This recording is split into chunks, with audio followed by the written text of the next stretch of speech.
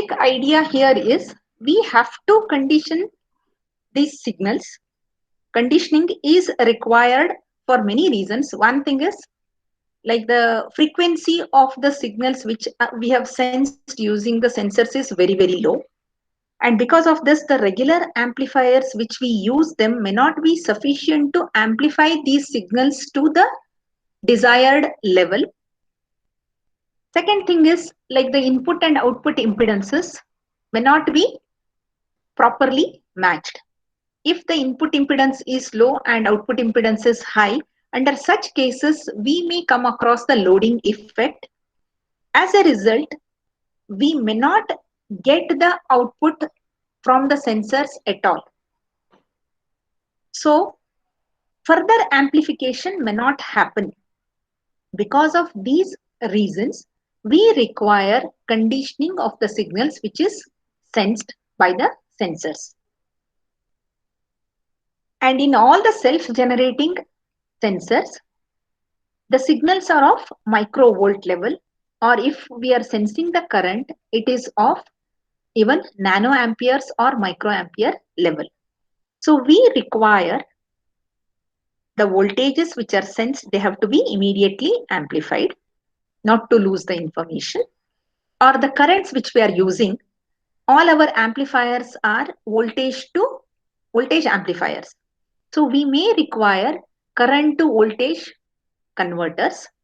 So for all these things, we require the offset of the op-amp circuits which we are using in the signal conditioning to be reduced to zero, so that only the sensed signals reach the next blocks, especially the ADC. So to reduce the offsets and maintain low output impedance and high input impedance, and also to improve the common mode rejection ratio, we use few circuits, namely chopper amplifiers, auto zero amplifiers, or composite amplifiers. So all these three help in achieving the goal of improving the input impedance and reducing the output impedance, or improving the common mode rejection ratio and reducing the offset null to zero, either by reducing it completely to zero by auto zero amplifiers, where here two op-amp modes are used and two capacitors which help in nulling the offset.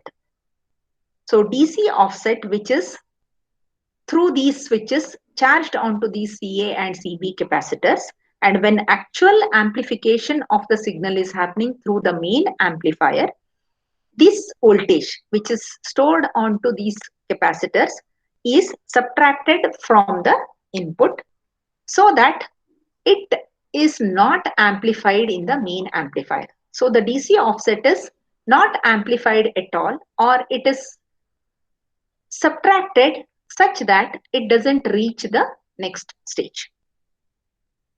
So in auto zero amplifiers, regularly this DC offset reduction is done, and even the calibration of the entire system is also done with the help of this.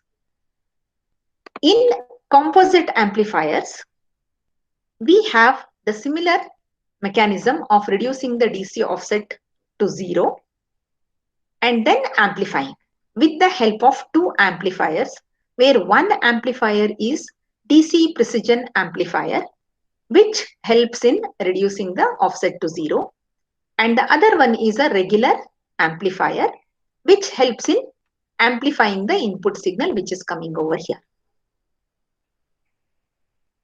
So the overall gain of this amplifier is to amplify the offset of only at this point, and how exactly it is subtracted from the actual signal by connecting it to non-inverting amplifier mode. Now there are other mechanisms here in this, where